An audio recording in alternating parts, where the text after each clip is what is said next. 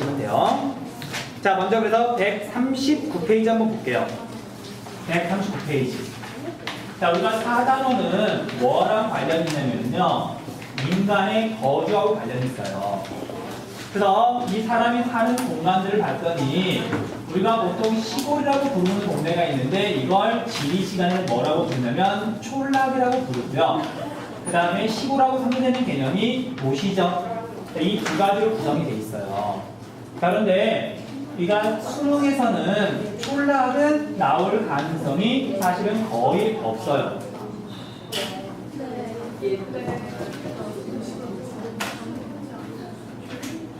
이렇게 좋은데? 아, 나 지금 대륙 때문에 삐진 거야? 네. 정말 거예요. 아? 뭐라고? 빨리 맞게 해줘요. 자, 그래서 실제로는 거두라고 되어 있지만 우리가 4단원의 이름은 교과서가 바뀌기 전에는 그냥 도시 단원이었었어요. 자, 현재 우리나라는 90% 이상이 도시 지역에 살고 있어라. 도시가 중요해요. 그래서 일단 도시에 포인트를 주시면 되고요. 그러다 보니까 오늘 할 내용은 촌락에 대한 내용이라서 내용도 사실 별로 없고 중요도도 많이 떨어져요. 그래서 좀 빨리 나갈게요. 자, 거주 공간 중에 오늘 할 부분은 촌락. 자, 촌락이라 그러면 우리가 한자말에서 느낌이 잘 안 와닿는데 영어로 하면 느낌이 되게 확 와닿아요. 자, 사람이 사는 그런 마을을 부르는 단어들이 있는데 컨트리 말고 우리가 시티나 타운은 도시 이미지가 강하다면 그 빌리지 있죠. 빌리지는 자연적으로 형성된 조그마한 마을을 빌리지라 그래요. 그래서 촌락은 자연적으로 형성된 조그만한 전통 취락 마을을 촌락이라 그러더라. 그냥 빌리지라고 생각하시면 돼요. 자, 그런데 이런 전통 촌락이 전통적으로 마을이 생기는 곳을 봤더니 아무데나 생기는 게 아니라 당연히 사람이 살기 좋은 곳 또는 어쩔 수 없이 그곳에 살아야만 할 때 그런 곳에 마을이 생기는 거죠. 자, 그래서 이런 조건을 봤더니 크게 자연적인 조건이 있고요. 그 다음 두 번째는 사회, 경제적인 요인 때문에 특정한 장소에 마을이 생겼더라. 전통 마을이. 자연적인 조건을 따져봤더니 가장 흔한 단어 대산임수 있죠. 우리나라는 겨울철에 차가운 북서계 열풍이 불기 때문에 차가운 바람을 맞고 그 다음에 물이 있어야 사람이 살 수가 있기 때문에 물을 얻기 쉬운 곳에 당연히 마을이 있었겠죠. 그리고 이건 우리가 1단원에서 이미 했던 내용이에요. 산이 있으면 산의 남쪽에다가 집을 지어야 되죠. 그래야 북서 배경풍을 막아주니까. 그 다음에 마을 앞에는 이렇게 물이 흘러가야 돼요. 근데 중요한 건 이 물에다가는 배를 띄울 수가 있다 없다. 자, 배산임수 지역에서 이 물은 배랑 관련이 있다 없다. 없다. 우리나라에서는 배가 다닐 만큼 큰 하천이 얼마 없으니까 배하고는 관련이 없고요. 농업용수나 생활용수를 구할 수 있는 곳, 그런 곳이 명당 자리였었죠. 자, 그 다음에 전체적으로 물이 부족한데 부족한 지역에서 물을 구할 수 있는 곳이 있다면 여기에 사람들이 모여서 살았겠죠. 물은 꼭 필요하니까. 자, 이제 우리가 앞에서 배웠던 것 중에 선상지는 대체로 물이 부족해요. 왜냐하면 입자가 크기 때문에 물이 지하로 스며들어가지고 지하로 흐른다 그랬잖아요. 자, 지하로 물이 흐른다. 그걸 한자말로 하천이 복류한다. 선상지는 하천이 복류하기 때문에 물이 없지만 선상지 중에서도 선정하고 선단에서는 물을 구할 수가 있었는데 어차피 시험 범위는 아니니까 넘어갈게요. 자, 그 다음에 다른데 한 군데가 어디냐면 제주도 지역은 전체적으로 물이 부족해요. 근데 해안가 지역은 물을 구할 수 있다 그랬잖아요. 자, 해안가 지역에서 물이 지하수가 샘물로 솟아나요. 그런 곳을 뭐라고 부르냐면 용천대라고 불렀죠. 자, 제주도를 간단히 그리면 제주도가 이렇게 있으면요. 자, 제주도의 기반함은 뭐다? 어떤 함석이다? 현무암은 전리가 발달해 있기 때문에 틈이 많기 때문에 물이 스며든다 그랬잖아요. 스며든 물이 해안가 지역에 도착하게 되면 지하수가 샘물처럼 솟아나는 용천대가 발달해요. 여기에 전통 마을이 있었던 거죠. 제주도 특수 조건이 되겠죠. 자, 그에 비해서 이제 여기가 아니지? 여기가 아니고요. 자, 물이 너무 많아서 홍수 피해가 자주 나는 곳에서는 오히려 물을 피할 수 있는 곳에 마을이 있었죠. 자, 우리가 배웠던 곳 중에 대표적인 곳이 범람원 지형이에요. 자, 범람원은 자연제방과 배후습지로 구성이 되어 있는데 어디에 전통 마을이 입지했다? 자연제방이에요? 배후습지예요? 당연히 자연제방이죠. 자, 우리가 배후습지는 글자 그대로 습지잖아, 습지. 늪에 마을이 있을 수는 없잖아요. 자연제방 위에 집을 짓고 살았더라. 이게 지금 우리가 앞에서 공부했던 내용이잖아요. 왜, 은서야? 왜? 뭐가 궁금해?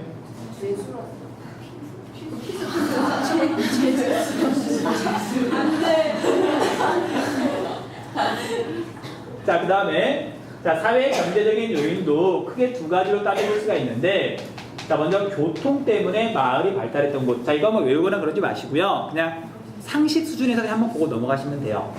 자, 교통을 봤더니 과거에 발달했던 도로 교통 때문에 지역의 이름도 결정이 되고 거기에 마을이 들어선 곳들이 있어요. 자, 우리 조선시대에 보면은 역원제도라는 게 있었어요. 역원제도. 자, 뜬금없이 질문 하나 할게요. 자, 우리가 굉장히 잘 달리는 사람하고 마라톤 선수하고 그 다음에 굉장히 잘 달리는 말하고 달리기를 했어요. 달리기를. 그래서 우리가 당연히 100m를 달리면 사람이 이길까 말이 이길까? 당연히 말이 이겨요. 당연히 말이 이겨. 근데 이제 만약에 100km를 달린다. 자, 실제로 여러분들 마라톤 말고 울트라 마라톤이라고 있어요. 그래서 마라톤보다 훨씬 더 먼 거리를 뛰는 정식 시합이 있어. 그럼 인간의 한계에 도전하는 마라톤인데요. 자, 만약에 100km를 뛰면 사람하고 말 중에 누가 이길 가능성이 높을까? 사람. 재밌게도 사람이 이겨요. 왜냐면 말은 대부분의 동물들은 땀샘이 없어가지고 막 뛰잖아요. 체온이 올라가가지고 더 이상 뛸 수가 없어요. 그래서 실제로 아직도 그렇다 그래. 아프리카 원시 부족 중에 한 부족은 사냥을 뭐 창이나 활이나 그런 걸로 하는 게 아니라요. 여럿이 나가요. 그리고 목표물을 정하잖아. 그러면 그 개를 2시간, 3시간, 4시간 계속 뛰어가요. 따라가는 거야. 그러면 이제 얘가 체온이 올라가가지고 말이 그 사냥감이 나중에 되면 정말 얘가 움직이지도 못하고 그냥 멍한 상태로 나 잡아 잡수시오 하고 그냥 죽어요. 그러면 가서 그냥 때려 잡으면 되는 거야. 실제 그렇게 사냥을 해요. 그래서 조선 시대에 한양에서 부산까지 임금이 어떤 편지를 보낸다. 신하한테 말을 타고 가겠지만 말이 멀리 못 가잖아요. 중간중간 말을 바꿔주는 시설이 있어요. 나라에서 만든 그런 시설을 역이라 불러요. 역. 우리가 지하철역이라 그러잖아. 기차역이라 그러잖아요. 한자말이 똑같아요. 거기서 따온 거야. 교통이랑 관련이 있는 거예요. 근데 문제는 서울에서 부산까지 400km가 넘어요. 하루 만에 못 가니까 중간에 잠을 자야 되겠죠. 잠을 자는 그런 숙박시설이 있는 곳을 원이라고 불렀어요. 우리가 지명 중에 보면 이태원, 그 다음에 조치원, 원이 붙은 동네들이 있잖아. 과거에 원이 있던 곳이에요. 그러니까 당연히 국가의 시설이 있었으니까 여기를 중심으로 마을이 있었던 거죠. 그렇잖아? 역원 제도라는 게 있더라. 자, 그 다음에 도로 교통이긴 하지만 뭐 평평한 도로는 아니고요. 자, 태백산맥이 이렇게 있으면, 산이 이렇게 있으면 태백산맥을 넘나들던 굉장히 유명한 고갯길이 있죠. 태백산맥을 넘어다니는 강릉을 가기 위해서 넘어야 되는 고갯길, 대관령. 자, 그래서 이런 고개를 한자말로 령이라 그러잖아요. 자, 당연히 오늘날이야 그냥 자전거 타고 금방 넘어가면 되지만 옛날이라면 넘어가는데 정말 하루가 꼬박 걸리잖아요. 태백산맥을 넘어가야 되니까. 그래서 넘어가기 전에 사람이 쉬었다 가고 밥도 먹고 뭐 잠도 자고, 그 다음에 이렇게 넘어올 때는 반대로 여기에서 잠도 자고 먹을 것도 먹고. 그래서 큰 고갯길이 있으면, 큰 령이 있으면 그 아래쪽으로 자연스럽게 마을이 형성이 되는 거죠. 그래서 이런 마을을 고갯길 아래에 있다 그래서 명하취락이라 그래요. 고갯길 아래, 대관령 아래에 마을이 있었겠지. 그런 용어들이 있다고요. 대관령의 아래쪽 두음 법칙 때문에 영으로 발음이 되는 거고요. 안 써도 돼. 자, 그 다음에 배랑 관련 있는 나루터에 당연히 사람들이 모여 살았겠지. 교통이 편리하니까. 하천 교통이 편리하니까. 그래서 우리가 서울에 보면 무슨 진으로 끝나는 동네가 있어요. 한강 옆에. 노량진. 과거에 배가 드나들던 곳이에요. 그 다음에 무슨 포로 끝나는 동네도 있어요. 삼천포는 서울이 아니잖아. 영등포, 마포. 그런 데가 다 옛날에 나루터가 있던 곳이에요. 그 다음에 자, 서울에서는 뭐 그런 지명이 좀 낯설긴 하지만 무슨 도로 끝나는 것도 나루터랑 관련이 있어요. 자, 이건 우리가 걔는 선도자야.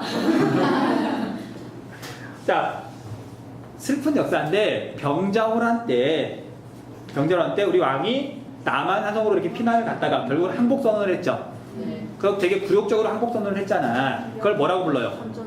무슨 도의 굴욕이라 그러잖아. 강화도. 삼전도의 굴욕. 그 도도 바로 배가 드나들던 곳이에요. 자, 그래서 이런 지명들은 배랑 관련이 있더라. 그냥 그렇게 상식이야, 상식. 이걸 시험에서 물어보진 않아요. 뭐 주관식으로 내고 그러진 않지만 그냥 이런 걸 알아두면 나중에 이렇게 썰을 풀 수가 있지.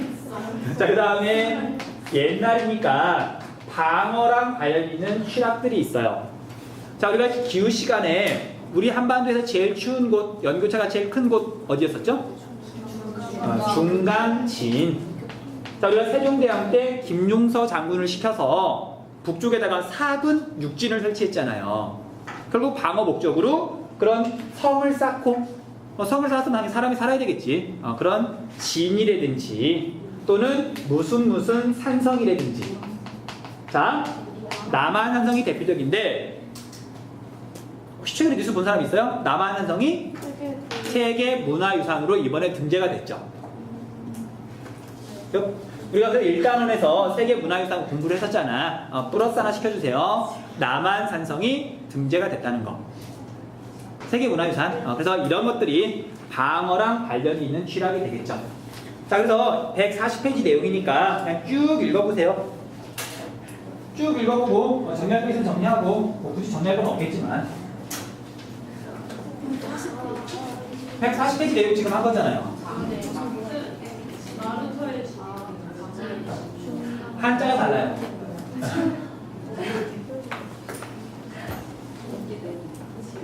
왜?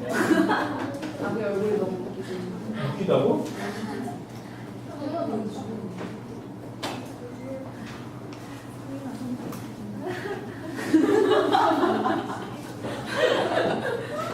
보통 자기 얼굴 보고 울던데 못생겼다고. 온다.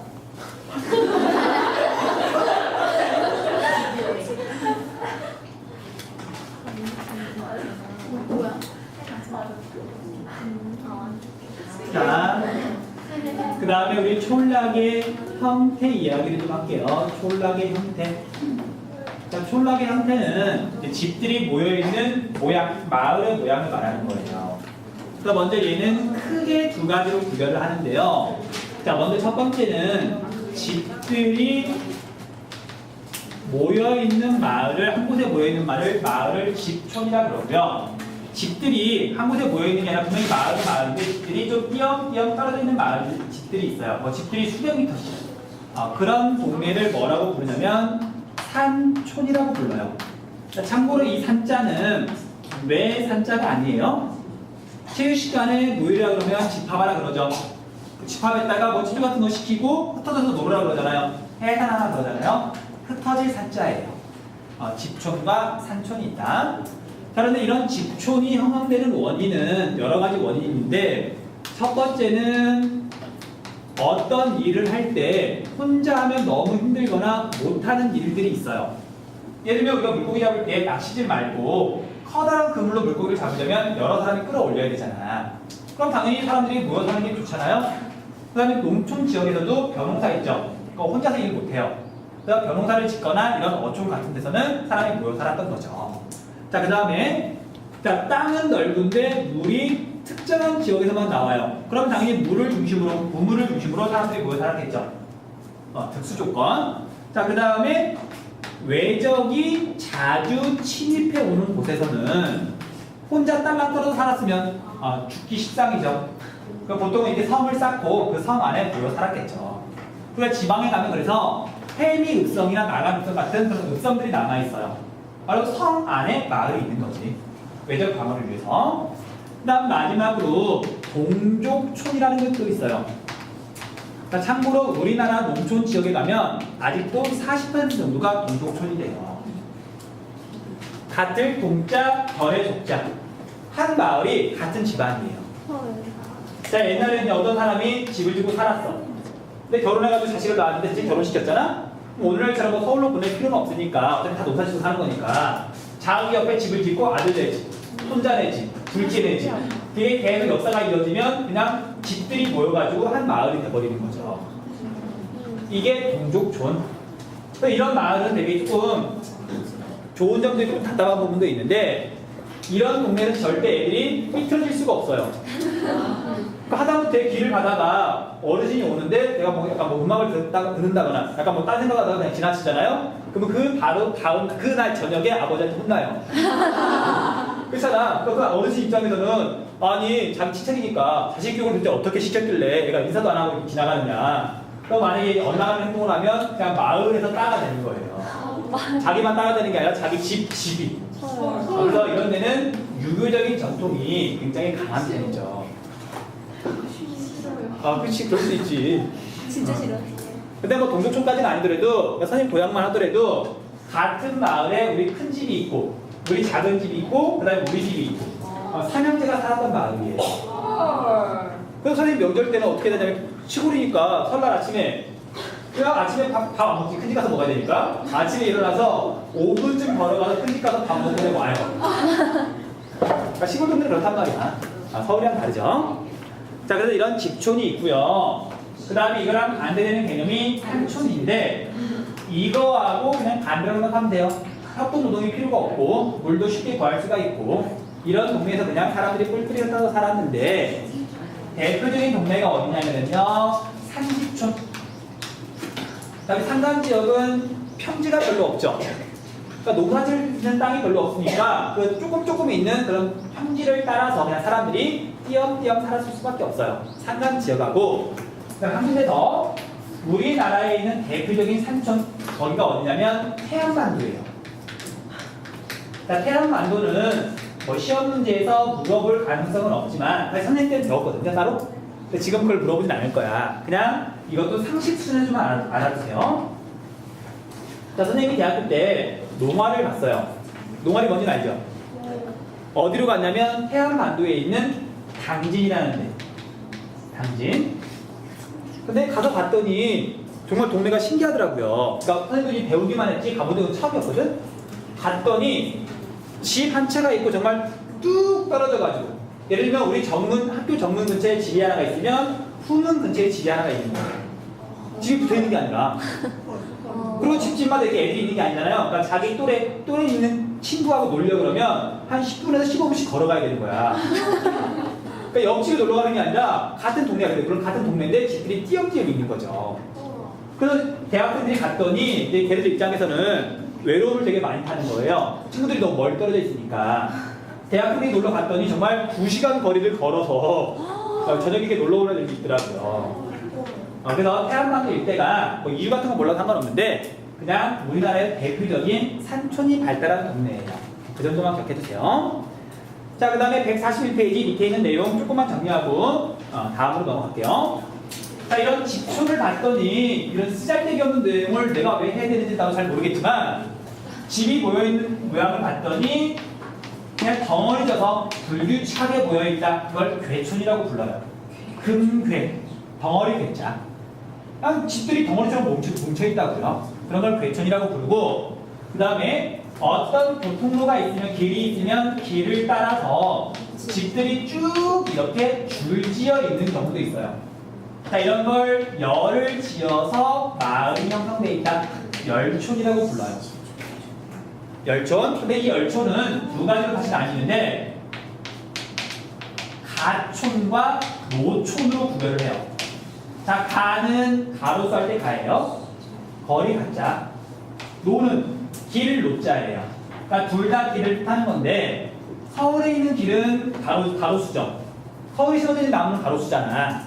그 얘는 기본적으로 도시 상업하고 관련 있는 이런 집을 말하는 거고요. 농촌 지역에 있는 길에 심어져 있는 나무를 가로수라고 하지 않아요. 그러니까 농촌에 있는 건 그냥 길이야, 길 노자. 그러니까 얘는 도시 이미지가 강한 거고요. 얘는 그냥 시골 동네에서 그냥 길 옆에 집들이 있더라. 그런 차이인데 시험에는 안 나와요. 수능에서 이걸 물어볼 가능성은 제로예요. 그 다음에 그 밑에 교재에 보면은 판촌도 있죠. 둥글 판자. 그냥 집들이 이렇게 삥 둘러서 있더라. 자, 이제 비하인드 스토리 이야기해 줄게요. 그러니까 교과서를 이렇게 만들 때 그냥 정하는 게 아니라 지리 교과서를 만들 때는 전국에서 지리 관련 종사자들이 모여가지고 회의를 해요. 어떤 내용을 실을 건가, 어떤 내용을 뺄 건가, 단원 구성은 어떻게 할 건가. 그런데 놀랍게도 우리나라 학회 중에 그러니까 어떤 거에 대해 연구하는 모임이에요. 지리 학회 중에 자, 예를 들면 대한 도시지리학회 있을까 없을까? 도시지리 중요할까 안 중요할까? 당연히 있어요. 그 다음에 문화지리학회 그런 거 있어요. 경제지리학회 그런 거 있어요. 근데 놀랍게도 우리나라에 촌락지리학회가 있어요. 촌락지리학회. 근데 얘네들이 사실 이게 연구가 이렇게 사람들이 이렇게 관심이 있는 부분은 아니잖아요. 그걸 얘네들이 유지가 되려면 이 촌락이 그나마 사람들이 뭔지는 알아야 되고 조금 이제 자기들 어필해야 되는 거예요. 그럼 다른 애들은 별로 관심이 없었는데 이 촌락지리학회 사람들이 그런 교과서 내용을 정하고 그런 회의에 우르르 몰려왔대요. 우르르 몰려와가지고 이거 빼면 안 된다. 무조건 집어넣어야 된다. 그러니까 사람이 많이 와가지고 그래서 어쩔 수 없이 이 내용이 들어가게 된 거래요. 그래서 다시 말하지만 우리가 거주 공간에서는 중요한 게 촌락이 아니라 도시라고요, 도시. 그냥 말했잖아. 이 부분은 그냥 상식 수준에서 그냥 알고 넘어가면 된다고. 가볍게 넘어가시면 돼요. 시계가 거의 끝나가네요. 자, 142페이지 볼게요. 여기는 좀 더 빨리 끝낼 수가 있어요. 142페이지.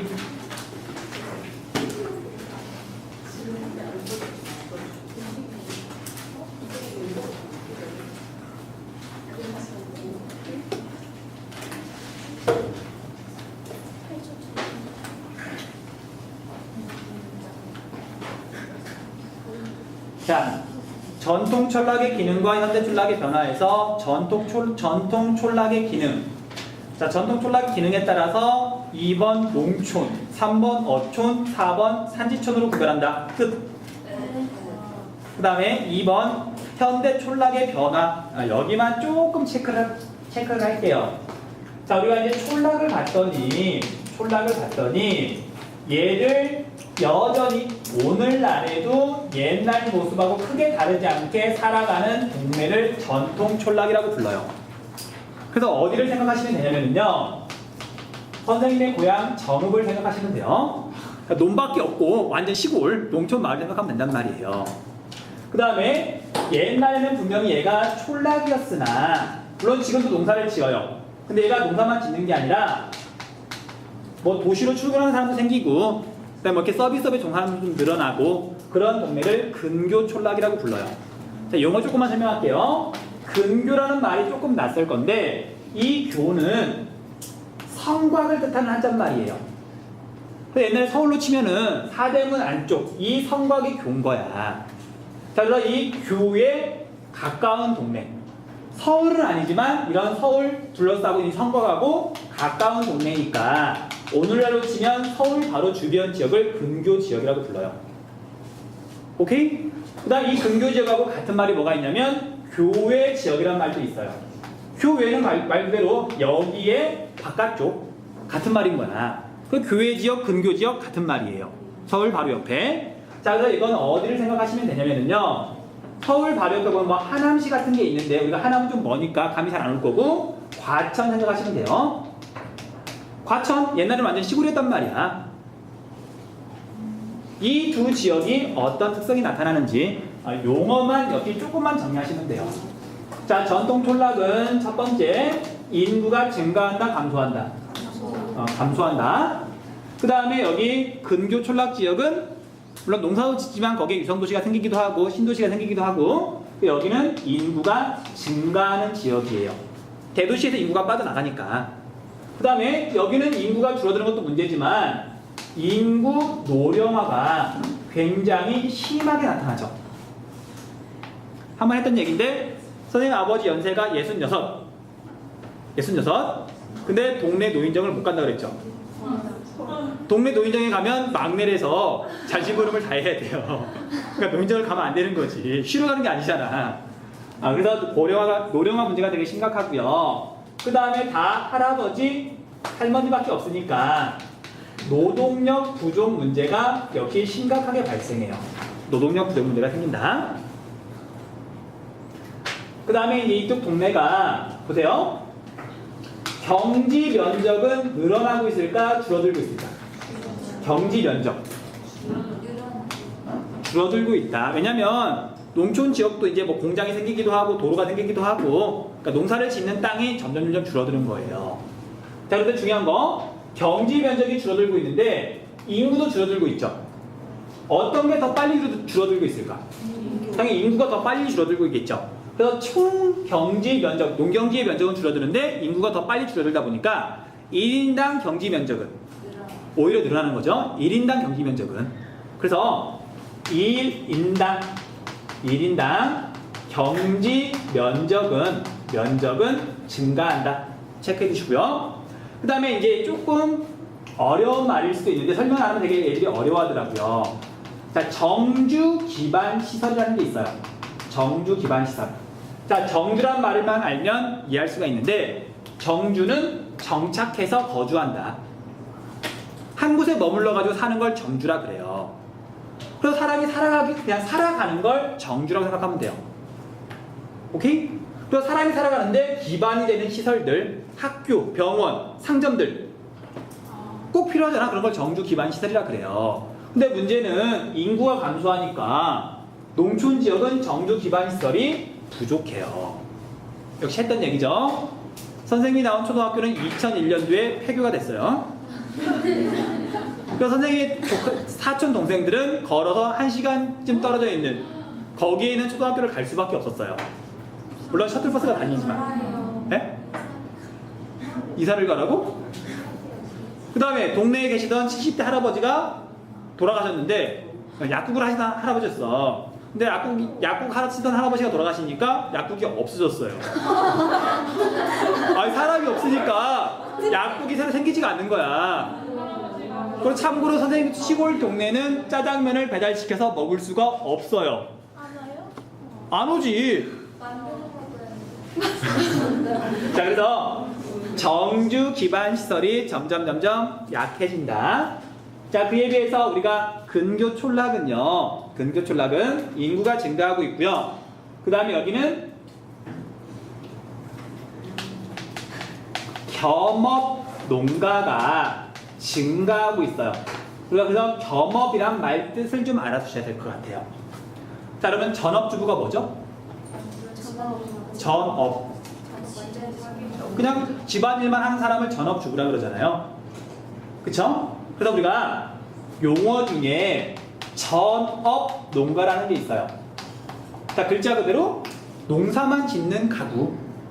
근데 우리가 과천이나 이런 데 서울 주변에 있는 농가들은 농사만 짓는 게 아니라 물론 할아버지는 농사를 짓겠지. 근데 아버지나 손자는 사는 건 과천이지만 서울로 출퇴근을 할 수도 있는 거고 거기서 공장에 다닐 수도 있는 거고.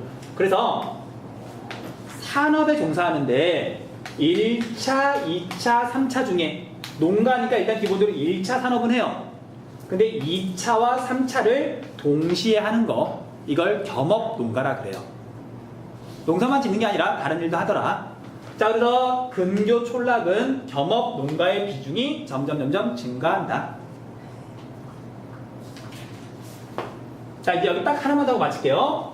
자, 우리가 전통 촌락 지역에서 주로 재배하는 농작물은 뭘까? 벼 또는 보리 같은 것들. 그런 작물을 뭐라 그러냐면요, 농작물을 주곡작물이라 그래요. 주곡작물 중심. 주로 먹는 곡식을 재배한다. 전통 촌락 지역은. 그에 비해서 이쪽 동네는 쌀이나 보리보다는 시장에 내다 팔기 위한 거, 상품 작물을 주로 재배하죠. 상품 작물을 주로 재배한다. 이 정도 차이가 있어요. 그래서 여기까지만 정리할게요. 이렇게 하면 143페이지까지 끝.